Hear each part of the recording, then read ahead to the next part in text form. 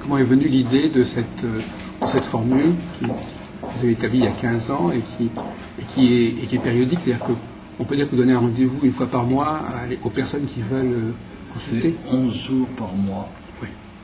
11 jours par mois. Donc c'est presque à mi-temps en fin de compte. C'est presque à mi-temps, sauf le mois d'août, depuis 15 ans nous sommes là.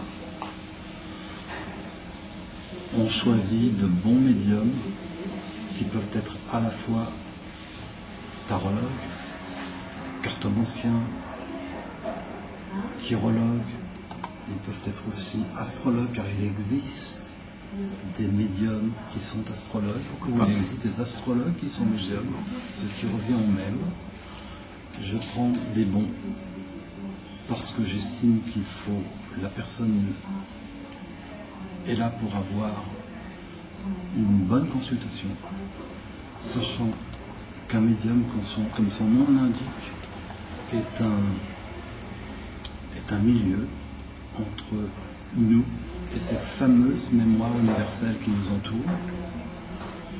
Un médium, ça passe ou ça casse. Si ça casse, ça ne sert à rien. C'est pas la peine. Dans ce cas-là, le médium rend le ticket et la personne va ailleurs. C'est obligé, ça.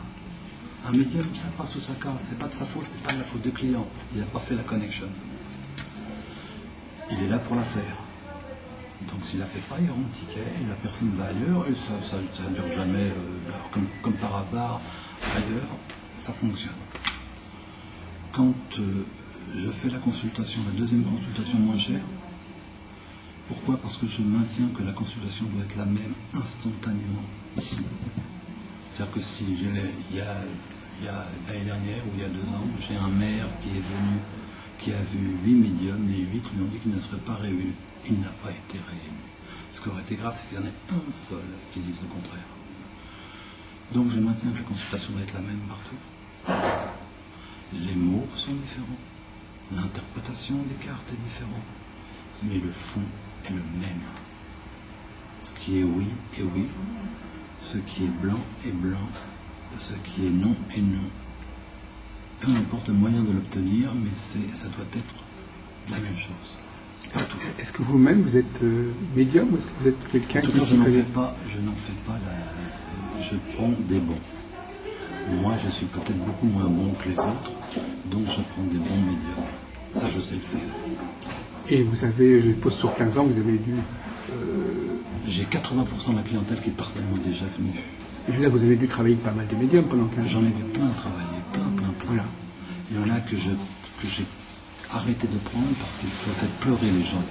Je crois qu'il y a une façon de faire sans faire pleurer les gens. C'est très facile quand on est médium de taper là où ça fait mal. Et ça, il ne faut pas. Il y a un respect de la clientèle. Il y a une déontologie. Il y a une déontologie. Sur mon site internet, vous avez ma déontologie. La déontologie du salon qui est depuis 15 ans. Et quels sont les grands principes de cette déontologie à part Les grands principes de cette déontologie, c'est que on est là on leur dit à tous, attention, écoutez bien ce qu'on vous dit. Vous n'êtes pas là pour entendre ce que vous avez envie d'entendre. On est là pour vous monter des portes, mais c'est vous qui avez la clé. N'oubliez pas que l'horoscope est à l'astrologie ce que sont les mots croisés à la littérature. Oui. Je crois beaucoup en astrologie. J'ai des astrologues ici qui sont, enfin, en tout cas une qui est exceptionnelle. Et avec un astrologue qui ne travaille pas avec les éphémérides, c'est pas un astrologue. Hein. J'en ai plein des astrologues qui sont venus ici. Ah, je suis astrologue. Alors ils parlent avec eux. Oui, je suis balance, je suis des éphémérides. J'accepterai. Même à l'époque de l'ordinateur. J'ai interdit les ordinateurs ici, à part le mien. Et moi, je ne fais pas de... Donc un astrologue qui travaillerait ici, il faut qu'il fasse lui-même le travail de montage de thèmes, etc. Non, mais un thème, c'est 8 heures ou 15 heures de boulot. Ils ne font pas des thèmes. Avec les éphémérides, ils racontent tout. Oui, c'est vrai. Ils vous racontent tout. Quelqu'un qui s'y connaît, il peut à partir de nouveau les éphémérides, il arrive déjà pas mal. Effectivement. Et est-ce qu'il y a eu une évolution au cours des 15 années des demandes, des attentes, Non, les profils. Il n'y a pas d'évolution précise. Les gens viennent parce qu'ils se posent des questions. Donc on est là pour y répondre. Mais on n'est pas là pour répondre sur des questions des autres. Par exemple, est-ce que ma belle-mère va décéder? Non. Parler de la personne qui vient. C'est ça la déontologie. On parle de la déontologie. D'accord, oui, ça nous reviendra au fur et à mesure. Oui, bien sûr. Et donc, effectivement, vous avez des gens qui présentent leur candidature, probablement, oui. Spontanément. Spontanément. Ils disent, voilà, je sais que vous êtes un spécialiste de moi, je suis open à tous ceux qui sont intéressés parce que je ne peux pas les avoir tout le temps. Ils ont d'autres activités, ils ont leur propre cabinet, ils vont à droite, ils vont à gauche. Donc j'ai toujours besoin de gens qui ont du talent. C'est important qu'on le sache. J'ai toujours besoin de gens qui ont du talent. Oui. Et quelque part, puisqu'ils sont médiums, ils savent déjà s'ils vont réussir ou pas. Oui. Non mais attends, c'est simple. Bah, oui. Mais alors, comment vous les testez en quelque sorte? Mais ils me font une voyance à moi. Ah ben voilà. Et là, la façon dont ils opèrent, je sais parce qu'ils peuvent être très bons et ne pas correspondre à la déontologie de ce salon. Oui. Je vous ai dit tout à l'heure, il ne faut pas faire pleurer les gens. Il y a une façon d'annoncer aux gens d'aller voir le docteur au lieu de leur dire qu'ils vont avoir des problèmes dans 6 mois. Il faut éventuellement parfois les préparer, ou les reprendre. Les préparer, c'est pas du tout la même chose. C'est-à-dire que vous voyez qu'ils ne sont pas tout à fait au point, vous essayez de les coacher un petit peu. Vous dire les voyants, les préparer? Oui, c'est comme par exemple tous ceux qui font la voyance directe. Je leur dis, ça serait bien quand même de vous aider un peu avec les cartes, avec les etc. Ah oui. Parce que ça ne dure qu'un temps la voyance directe en salon. Oui. Un coup, 2 coups, 3 coups. Ils vont s'épuiser. Ils vont s'épuiser. Donc, vite fait, je leur dis, ça serait bien de travailler un peu avec les cartes. Et puis ça se passe très bien.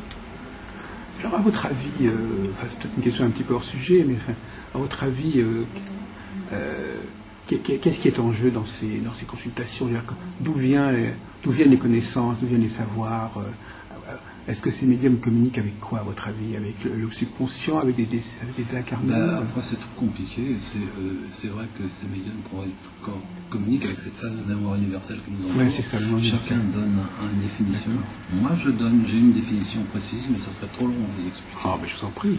Non. Ça serait beaucoup trop long et d'ailleurs beaucoup trop étonnant. Et je crois que c'est pas là. Alors peut-être oui, il vaut mieux pas trop.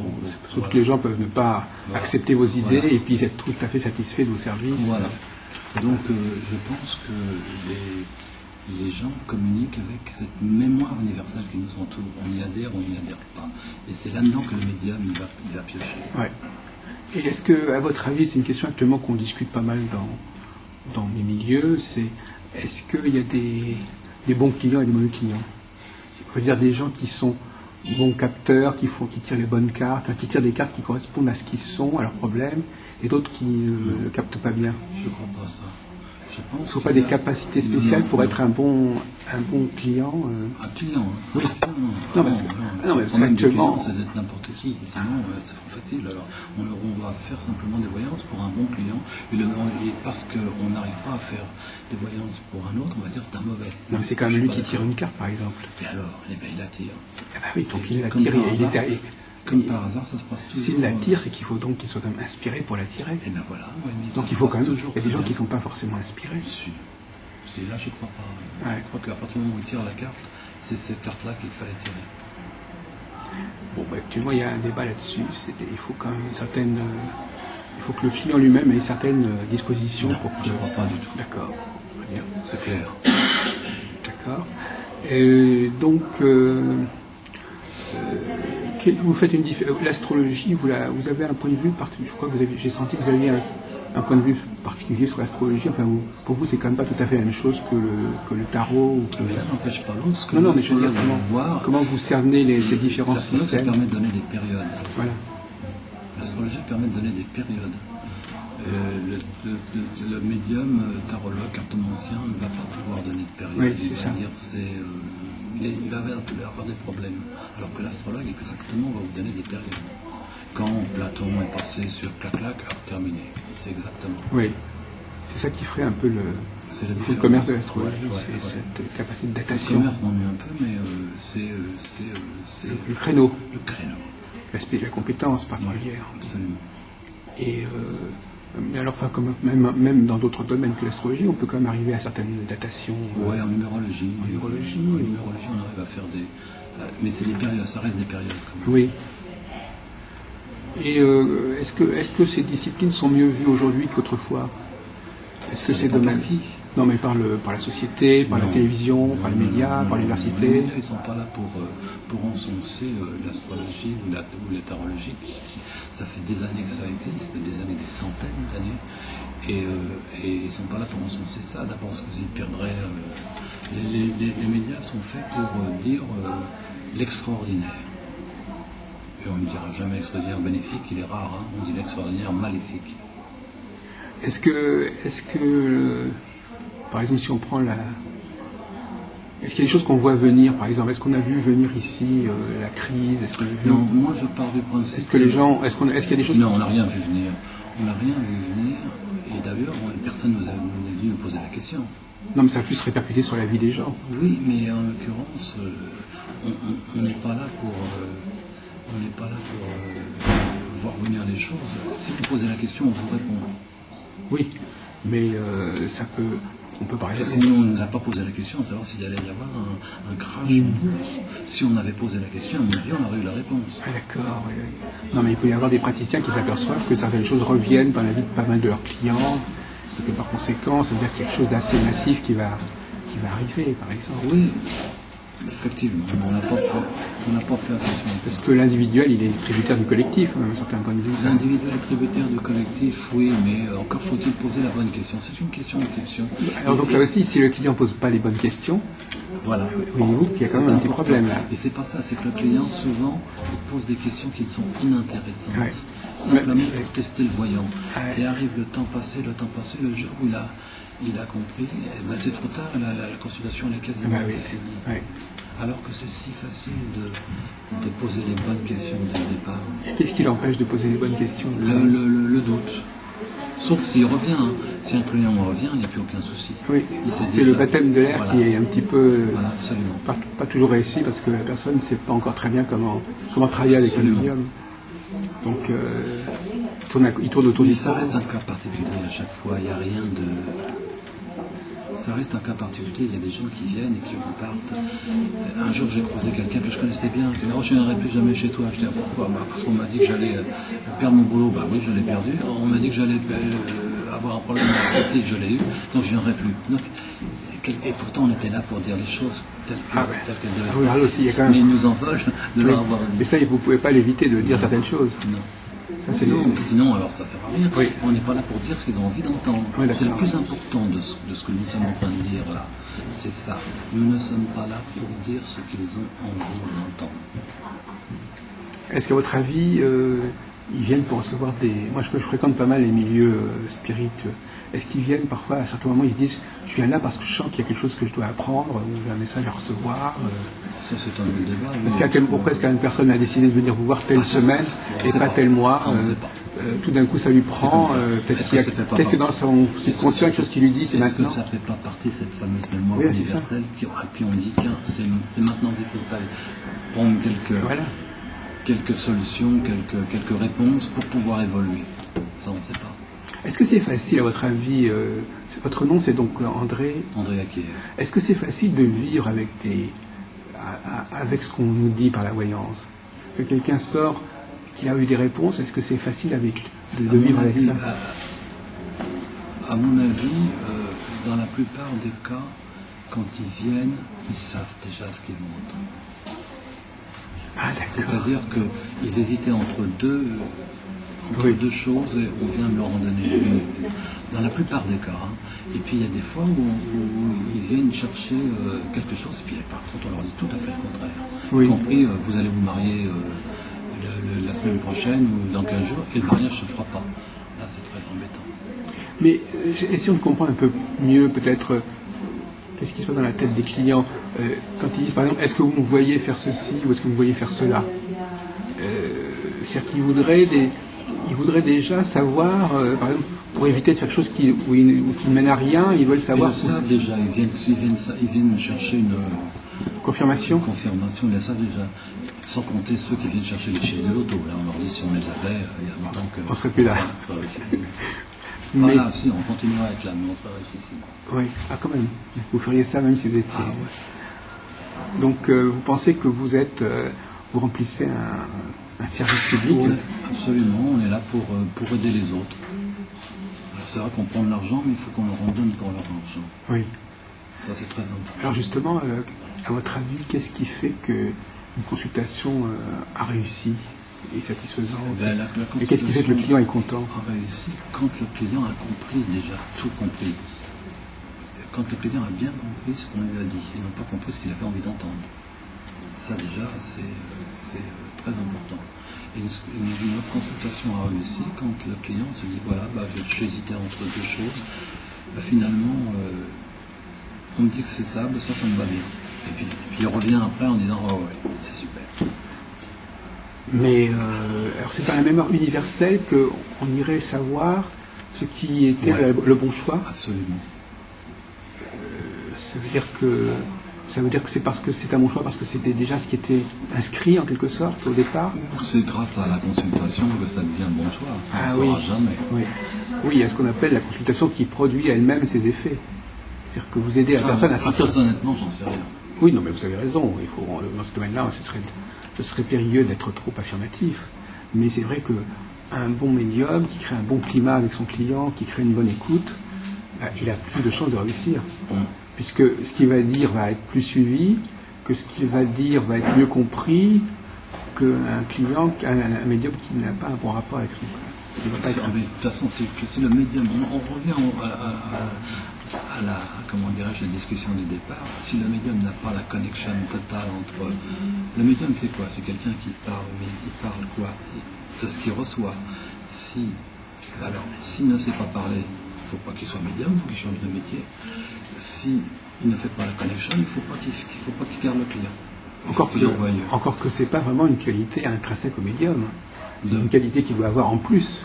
On peut être un bon médium et avoir une mauvaise communication. Dans ce cas-là, il faut changer de métier. Il faut avoir donc à la fois des pouvoirs et avoir aussi un certain autre genre. Je ne suis pas médium. J'en fais pas fais pas le... Qu'est-ce qui vous manque pour être... La communication. Ah, c'est ça, vous n'arrivez pas... A priori. Vous avez sans compter que je suis passé depuis 15 ans ailleurs et que j'emploie et que je sais prendre des bons. Donc je me dis, ils sont nettement meilleurs que moi. Oui, non, mais de toute façon, vous êtes un bon... Il en faut des gens qui supervisent et qui organisent et qui recrutent. C'est parfois plus intéressant que de faire son travail dans son coin, c'est certain. Vous avez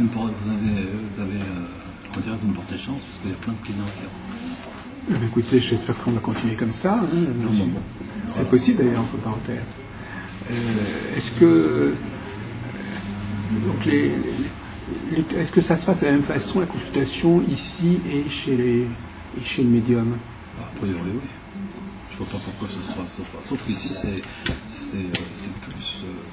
plus un timing précis d'une demi-heure. Oui, voilà. Alors que chez eux, c'est plus aléatoire le temps. Ça dure plus longtemps chez eux que chez nous. Oui, c'est ce qu'on peut supposer. Ça coûte plus cher aussi chez eux que chez nous. Je crois que le client, a priori, une demi-heure, ça lui paraît un petit peu limite. Mais on fait très bonne chose en une demi-heure. Oui, mais c'est vrai, mais n'empêche que psychologiquement... On a commencé ici, c'était 20 minutes. D'ailleurs, c'est peut-être pas plus mal. Mais psychologiquement, les gens, ils se disent... C'est vrai que quand on est resté 2 heures avec médium, non, les gens se disent « Ah ben j'en ai pour mon argent ». Non, alors, tu tournes en rond. Oui, bien sûr. Tu tournes en rond. Oh, vous êtes sûr que... Récemment, nous avons d'ailleurs, ça va peut-être vous choquer, nous avons filmé des consultations d'astrologues.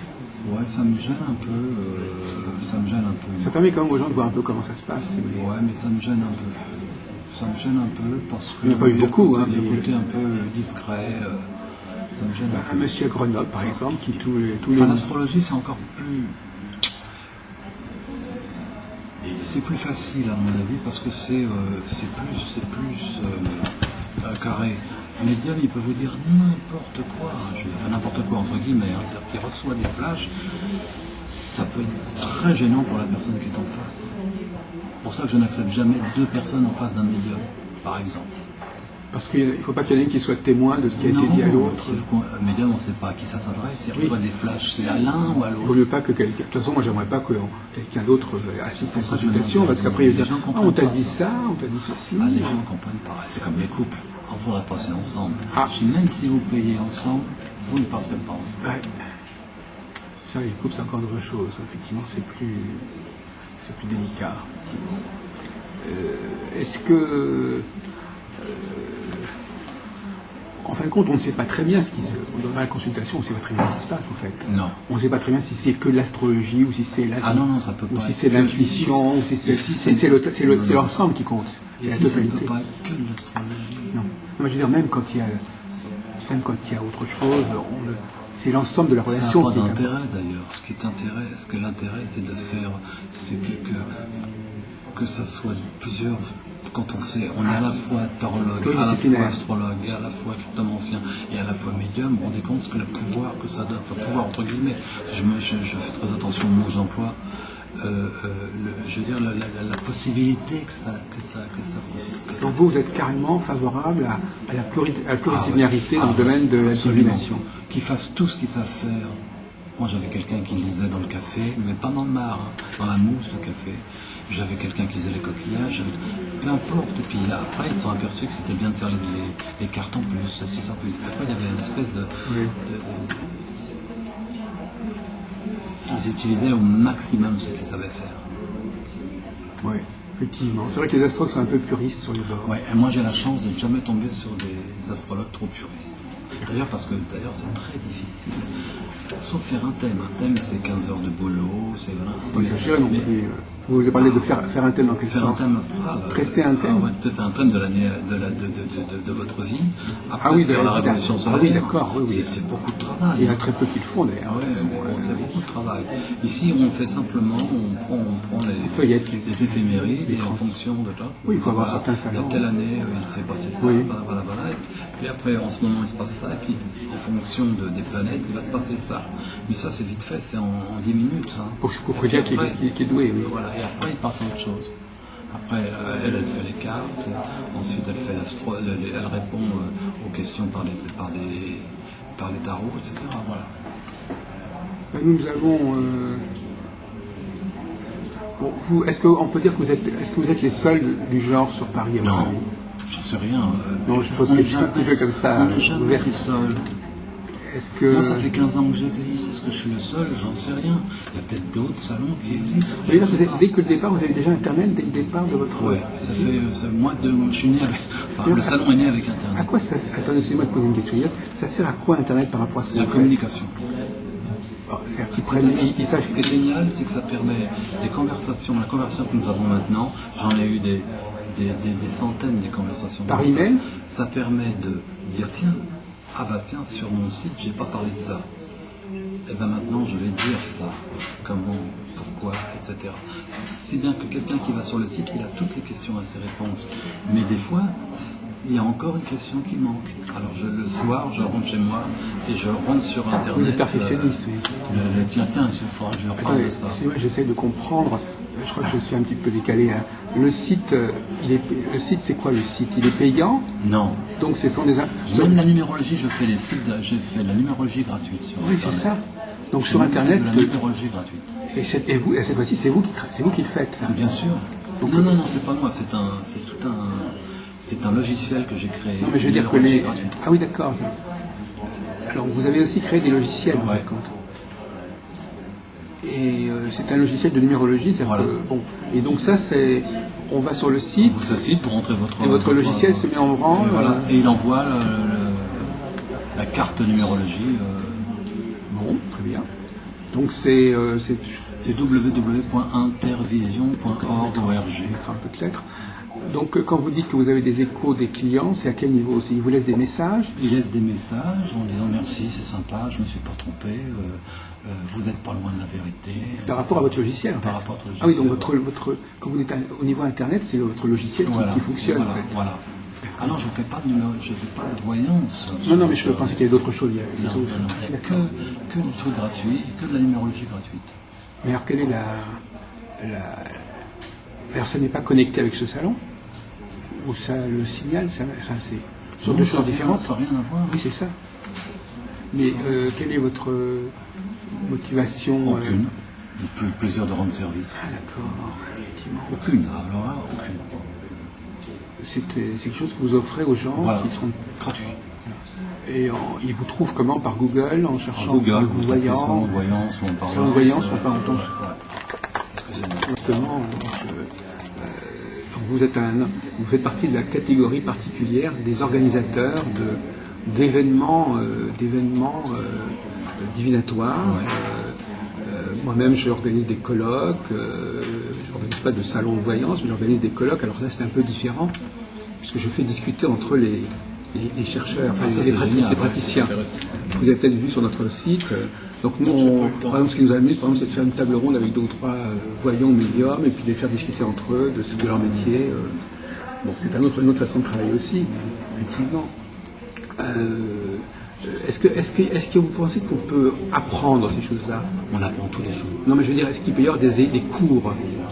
Je sais qu'il existe des cours. Je suis bien placé pour savoir qu'il y a des cours d'astrologie. Les cours d'astrologie, oui. Médiumnité, non. On n'apprend pas à être médium. On est médium. D'ailleurs, on est au sens propre et au sens figuré. On est NAIT, médium. On le reste ou on le redevient. C'est-à-dire qu'on est jusqu'à 8-10 ans, à mon avis, médium.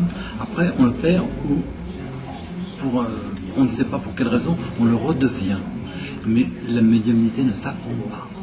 Sous aucun le tarot prétexte. s'apprend. Ah, ça, oui, ça s'apprend. Tous ces savoirs, C'est pour ça, c'est la différence qu'il faut faire entre voyance et médiumnité. Oui. On apprend l'astrologie, on apprend la numérologie, on apprend la cartomancie, Oui. on apprend la chirologie. Oui. On apprend donc la tarologie, effectivement, mais on n'apprend pas la médiumnité. Jamais. On l'attrape. On l'attrape. On la garde. On la capte de quelque part. Sur le moment, on l'a. On ne sait pas pourquoi. Vous savez comment les gens ont dû vous raconter des tas d'expériences de ce côté-là, comment ils ont pris conscience qu'ils étaient médiums? De mémoire, j'ai pas ça. Il n'y a que vous connaissez votre propre expérience à vous. Mon expérience à moi, c'est l'expérience d'un kidam quelconque. Vous êtes aperçu que vous avez... C'est un accident qui fait que... Si je vais me faire une vie, vous auriez dit finalement... D'accord. Mais bon, Donc vous étiez en train de me dire que c'est parfois après d'un accident qu'on prend conscience de... Souvent c'est un accident. On a un accident. Peu importe l'accident, ça peut être un accident de voiture, c'est un accident où on perd souvent le contrôle de soi. Finalement c'est ça, on perd le contrôle de soi. Et quand on le récupère avec un plus. Souvent ça existe ça. Je ne connaissais pas cette thèse. Voilà. Donc ça c'est enrichissant. Donc ce sont des... Est-ce que vous pensez que tout le monde est... Donc il y a quand même quelque chose qui... Par rapport à ce qu'on disait tout à l'heure, bon, c'est vrai que il y a quand même... Tout le monde n'est pas médium. Non. Tout le monde n'est pas médium. Alors vous, d'un côté, il y a les médiums qui sont médiums, de l'autre côté, les clients qui ne sont pas médiums. Vous ne pensez pas que... Pour revenir, j'insiste lourdement sur cette idée que, malgré tout... par exemple, je vais prendre un cas par exemple, un cancérologue, il ne va pas s'intéresser à des gens qui n'ont pas le cancer. Un astrologue, il est censé s'intéresser à des gens qui sont sous l'influence des astres. Si quelqu'un ne captait pas l'influence des astres, il n'aurait pas de rapport avec l'astrologie. Parce que l'astrologue, il n'est pas là pour prouver quoi que ce soit, il est là pour raconter ce qu'il sait. En fonction de ce qu'il sait, il dit voilà, il y a ça, ça, ça et ça. Oui ou non. Et la personne, dans la plupart des cas, dit oui. Oui, mais ça suppose que la personne, elle est bien née à un moment qui fait sens et qui astrologiquement fait sens. Absolument, mais oui. Mais vous savez qu'actuellement, il y a ce qu'on appelle les accouchements provoqués. Il y a des gens qui ne naissent pas au moment où ils auraient dû naître. Oui, mais bon. Oui, mais ça, alors on est en train de parler d'une infinité de... Il y a un pourcentage qui fait qu'il n'est pas vraiment... il est né où il ne devrait pas... alors donc tout ce qu'on va lui dire, c'est pas bon. C'est une personne comme ça. Ça reste quand même pas... c'est quand même pas la majorité des gens. Moi, je suis pour l'exception. Moi, je dis toujours, d'abord, je ne suis pas un être exceptionnel, je suis un être d'exception. Tout ce que j'ai fait dans ma vie, c'est de l'exception. Tout. Donc, je suis pour ça. Bon, donc, alors, quelles sont les... Donc, on est en train de parler des facultés qui se réveillent ou dont on prend conscience. Ces facultés, elles appartiennent à quelle catégorie? en tout cas, on parlait de mémoire universelle, maintenant vous nous parlez on parle de cette question. Le médium lui-même, il a une faculté particulière à aller puiser dans cette mémoire universelle, bien évidemment. Mais alors, c'est quoi? C'est quelque chose qui se réveille, c'est une connexion qui se réveille. C'est une connexion qui se fait, mais qui se réveille. Mais qui était là, qui était latente. Ou qu'il a toujours eu. Oui. La petite Espérance, derrière, elle a toujours eu. À 7-8 ans, elle commençait déjà à raconter des choses à ses parents, et ça prenait des claques, parce que ça faisait peur. Mais donc, on parlait de l'Espagne profonde, hein. Ça veut dire qu'on parlait de chevaux, de machin, le cheval qui n'allait pas arriver à faire ce qu'il fallait, etc., etc. Donc là, ça commence à faire peur. Oui, ça montre bien qu'il y a Moi, quand je disais à mon père des choses, je prenais une claque aussi, parce qu'il disait, mais d'où il sort ça? C'était après votre accident? Non, c'était même avant. Donc c'est le retour, c'est ce qu'on appelle le retour. Ouais. Vous avez déjà eu un premier appel. Voilà. Puis après, vous avez une piqûre de rappel qui vous a permis de retrouver... Mais qu'on ne me fasse pas passer pour un médium, je ne suis plus. Non, mais... En tout cas, je ne veux pas en exercer. Je vais vous raconter une petite chose assez histoire. courant, vous savez, d'être médium sans être professionnel. Je vais vous raconter une histoire. Vous pourrez la couper si ça vous... Voilà. Une histoire vraie, parce que je ne supporte pas le mensonge. Voilà, allez-y. Quand j'étais jeune, j'écrivais des chansons. J'écrivais des textes de chansons. J'ai très vite compris qui c'est qui plaçait les chansons. C'était les éditeurs de musique. Donc, qu'est-ce que j'ai fait après être DJ? Enfin, DJ, ça n'existait pas à mon époque. Moi, sur ma feuille de paille, il y a marqué discothécaire. Donc, j'ai animé des boîtes, et après, j'ai rencontré des gens dans les maisons de disques, et j'ai dit, qui c'est qui passe les chansons? C'est les éditeurs. Je vais devenir éditeur. Je suis devenu un des plus grands éditeurs de musique. J'ai dirigé une des plus grosses éditions musicales de France. Et après, je me suis dit, là, tu vas placer des chansons, tranquille. Mais non. C'était sans oublier ma conscience professionnelle. J'avais des auteurs qui travaillaient pour moi. Donc j'ai toujours placé les auteurs avant moi. Et je n'ai plus jamais écrit une chanson. Et ça revient un peu de la même façon ici. Voilà. Vous êtes obligé de vous mettre un petit peu en recul. Je suis obligé de me mettre en recul. Et c'est très bien. Je prends des bons. Il y a un prix à payer. En plus, c'est tellement facile de vendre. Ce que je ne comprends pas, c'est les gens qui sont médiums et qui organisent des salons. Parce qu'ils ont l'impression, ils ont tous envie de se mettre devant. Moi, je me mets derrière. Oui. Comme ça, c'est parfait. Vous avez raison, l'organisateur est obligé de se mettre un peu en retrait. Oui. Pour voir tout, pour tout contrôler. Mais effectivement, vous avez un profil de quelqu'un. En changeant d'activité, vous avez gardé le même profil un petit peu. Profil de quelqu'un qui. Ce salon, je l'ai créé simplement parce que j'avais un ami qui n'était pas dans les comptes. Qui m'avait dit, mon ami s'appelle Yvan, s'appelait, moi il est toujours là, c'est Yvan. Et Yvan m'avait dit, viens, il faut que tu fasses des comptes, on va faire une société, on va faire un truc, on va faire ça en voyant chez toi. Yvan, ça veut rien dire ton truc là. Qu'est-ce que c'est que ça la voyance? Moi je venais de la musique. Hein. Et Yvan, et on a fait ça. Et les gens revenaient. Et j'aurais rien demandé à ces gens-là, moi. Ils revenaient, les clients, ils me disaient, ah ouais, il m'a dit ça, c'est vrai, il m'a dit ça, c'est vrai. J'ai commencé à feuilleter un peu, à comprendre, à essayer de lire. Hélas, mon ami est parti à l'Orient éternel, il m'a quitté il y a 12 ans. Et je me suis retrouvé tout seul ici. Et c'est pour ça que ce salon perdure. Ah, d'accord. C'est intéressant de revenir à l'origine des choses. Il faut surtout revenir à l'origine. Oui. On est quoi sans origine? C'est essentiel, absolument. C'est bien que vous rendiez hommage à ce monsieur. Surtout, bien. Sans lui, je ne serais pas là. C'est bien, ouais, peut-être. Et il y a des milliers de clients qui n'auraient pas eu ces petites étincelles qu'on a pu leur donner. Oui, absolument. Ça, c'est très important. Très, très important. Et donc, comment est-ce que vous avez pensé ce fameux logiciel? Il a fallu des idées spéciales? J'ai lu tous les bouquins de numérologie à droite, à gauche. J'ai créé donc les réponses à. Il a un nom ce logiciel? Non, il est sur mon site. D'accord. Je l'ai créé et après je l'ai fait vérifier par une numérologue. Hein. Attention, c'est un métier. Donc après j'ai créé un truc et après je l'ai fait. Tout ce que j'ai fait, je l'ai fait vérifier par une numérologue. Oui. Pour dire est-ce que tout ce que j'ai fait là, est-ce que ça existe vraiment? Oui, c'est bien. Alors on le met. Mais là, on n'est pas dans la médiumnité. Enfin, non, rien à voir. La numérologie, c'est pas la médiumnité. C'est ça, parce que par définition, c'est mathématique, la numérologie. C'est mon nom de le dire. C'est excellent.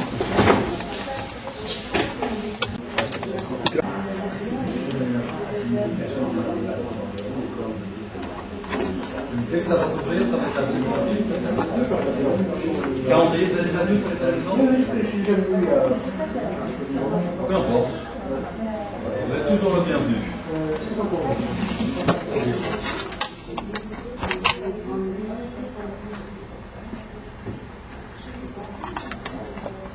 À votre activité musicale, parce que moi-même je suis dans la musique, comment vous faisiez pour choisir vos poulains? Intuitivement. C'est sur ça. Vous savez, moi j'ai travaillé avec Nicolas Perrac. Moi j'étais responsable de titres éditoriaux. C'est-à-dire que j'avais des responsabilités des titres de Quincy Jones, de Queen, de Rolling Stone, de plein de gens. C'était des catalogues, donc c'est un peu difficile de donner des artistes avec des catalogues, parce qu'en plus ça fait longtemps maintenant. Et mon travail, c'était d'écouter les titres, comme Charlie Rich, et dire tiens, ce titre-là, ça irait bien à Dick Rivers, ou ça irait bien à Eddie Mitchell, ça irait bien à Claude François. Et puis d'appeler Dick Rivers, d'appeler Eddie Mitchell, d'appeler Claude François et de leur faire écouter, ou de leur envoyer par... À l'époque, vous savez, à l'époque on travaillait encore sur cassette, hein. On n'était pas... À l'époque on traduisait beaucoup. Hein. On faisait même, moi quand j'ai commencé, on faisait même des disques, vous savez, on gravait les disques, des copies de gravure. C'est-à-dire on faisait un disque et on faisait une copie du disque. Ouais. C'est-à-dire que la cassette c'était le must, on n'en avait pas tous. Vous parlez de quelle époque là, quand même? Les années 60? J'ai fait ça de 71 à 81. Oui. Et comme déjà des magnétophones, des magnétophones, pas des cassettes. Non, moi je me souviens que je travaillais avec des magnétophones. Et donc mon travail c'était, j'écoute un titre et puis j'ai dit tiens ça irait bien à Claude François, tiens ça irait bien à Dick Rivers. Oui, mais d'ailleurs à cette époque-là, on s'amusait beaucoup à traduire en français des titres qui marchaient en anglais. Oui, mais encore fallait-il les placer, que les artistes soient d'accord, etc. Je ne sais pas si ça existe toujours, mais nous on était... À votre avis, le musicien lui aussi, il est en rapport avec la mémoire universelle ou avec il puise comment? D'où ça vient la musique à votre avis? La musique, la création. D'où ça sort le compositeur, d'où il trouve son inspiration? Est-ce qu'il la trouve pas dans la mémoire universelle? Tiens, c'est intéressant ça. Ça c'est intéressant. Je sais pas. Là, je vais vous dire honnêtement, je sais pas. Mais est-ce que c'est la mémoire universelle qui lui donne les notes? Oui. Maintenant, est-ce que lui, il va dedans? À mon avis, ça marche que dans un sens. Ah oui, d'accord. Ça marche pas dans l'autre. Alors que là, le médium, il a la connexion, il rentre dedans. Il va dans la mémoire universelle. Il fait la jointure entre lui et quelqu'un d'autre. Il est simplement au milieu. Pour essayer d'expliquer à nos téléspectateurs ce phénomène, mettons-nous à la place d'un médium un client se met en face de lui, qu'est-ce qu'il va faire? Quel travail qu'il fait? Dans quel état il se met? Il n'y en a pas un qui se met dans le même état. Il y en a pas un qui va faire ça se déclenche tout de suite à ce moment-là? Pas forcément. Il y en a qui prennent des chapelets. Il y en a qui prennent des cartes. Il y en a qui font je sais pas quoi. Ils ont chacun leur truc. Oui, mais à votre avis, c'est... Comme vous disiez à un moment donné, il s'épuise finalement. Ah oui, c'est très dur. C'est vrai que vous leur conseillez d'utiliser des supports et donc des savoirs. Pour éviter de faire que ça. Parce que c'est très très épuisant. Et en plus, le danger, c'est qu'ils ne contrôlent pas ce qu'on leur dit. Donc ils disent des choses, et il faut arriver à contrôler, parce que des fois, il y a des choses pas bonnes à dire. Donc il y a la façon de les dire. Et puis alors, il y a aussi la question de la télépathie aussi. C'est-à-dire que dans certains cas... Je ne crois pas à ça. Non, mais je veux dire, ce que capte le médium, c'est ce qu'il a dans la tête. C'est pas toujours... Non, mais je veux dire, c'est pas... Moi, j'ai fait des expériences. Mais je veux dire, c'est pas toujours d'un intérêt... Il faut qu'il fasse le tri de toute l'information. Non, parce que la question... Non, ah oui, je suis pas sûr. S'il y a une question, il y a une réponse. Et après, c'est au client à l'emmener dans la direction. Vous n'êtes pas d'accord, vous n'acceptez pas l'idée que le médium parle spontanément au client sans qu'il ait posé de questions? S'il peut, bien sûr que si. À ce moment-là, s'il peut. Mais je veux dire, des ne parlez choses. pas de télépathie, c'est pas la même chose. Moi, je l'ai fait exprès, ça. mais C'est-à-dire que moi, j'ai capter des pensé choses. des choses De toute façon, pour être- volontairement Oui. pour voir si le médium allait te faire, et ça marche pas. Ouais. Par contre, alors, ce qui est intéressant, c'est que dans cette mémoire universelle, on ne dit que ce que l'on veut bien dire. Ça veut donc dire que vous pouvez aller voir quelqu'un, un médium, et on ne dira à ce médium que ce qu'il a besoin de savoir. Et si par hasard il connaît une partie de votre vie, on ne lui dira pas la partie qui est gênante. Comme vous dites, ce on, C'est assez compliqué ça. Non, mais on va peut-être un petit peu plus avancer. C'est quoi ce on? Ce sont des. C'est cette mémoire universelle. Mais cette mémoire universelle, elle est responsable. Elle est gérée par des gens. Elle est responsable. Non, elle n'est pas gérée par des gens. Elle est animée. Elle n'est pas gérée. Elle n'est pas gérée par des gens. Elle n'a pas de. En plus, elle n'a pas de temps. Elle est intemporelle. Elle est passé, présent, futur. C'est la même chose. Mais comme vous dites, on juge quand même de savoir ce qui est bon de dire ou Je pas dire, crois. ou de- Alors on juge, je sais pas. Ça, je sais pas. J'en sais pas. Non, mais c'est simplement pour vous ouvrir des perspectives. Je dis que j'ai vu souvent des médiums qui auraient pu capter davantage et qui n'ont pas capté autant. Oui. Donc je dis que cette mémoire, elle est, entre guillemets, elle est intelligente. Oui, c'est ça. Il y a une intelligence derrière cette mémoire, donc il y a une entité qui, Voilà. qui apprécie la situation. Elle est intelligente, cette mémoire. Et oui. Et donc, elle détermine ce qu'on peut dire à la personne à ce moment-là. Absolument. On revient dans la notion de message. Ouais. C'est-à-dire que quels sont les messages qui sont bons pour cette personne-là. Voilà. Mais la question, c'est que, on le voit dans le domaine du spiritisme, qui n'est peut-être pas votre sujet, il y a différentes entités qui peuvent s'exprimer, qui sont plus ou moins compétentes. Ouais. Est-ce qu'une entité ne peut pas elle-même projeter ses propres principes, ses propres valeurs sur les conseils qu'elle donne? C'est comme quand vous allez voir quelqu'un pour donner des conseils, il s'exprime aussi par rapport à lui-même quand il donne des conseils. Bah, bien évidemment. Donc, Sauf si c'est de la médiumnité pure et simple, c'est pas lui qui parle.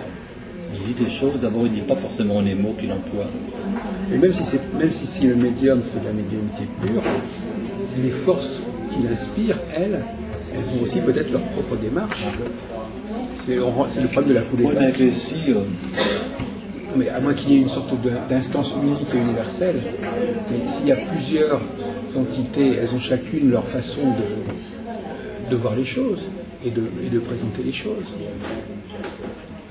Moi, par exemple, je me pose la question, je me dis, finalement, parfois, on me demande un conseil, la personne qui vous donne ce conseil dans l'au-delà ou dans un autre plan, est-ce qu'elle a un savoir universel sur ce qu'il faut savoir ou pas? mais c'est quoi le savoir universel? Non, mais je veux dire, est-ce qu'elle est parfaitement... Elle vous amène dans une certaine direction qui lui paraît bonne. Bien sûr. Mais le savoir universel, c'est quoi? Quand on parle d'universalité, je veux dire, c'est quoi? Je veux dire, c'est tellement grand, C'est votre expression, incontrôlable. c'est vous qui avez parlé de mémoire Mémoire universelle.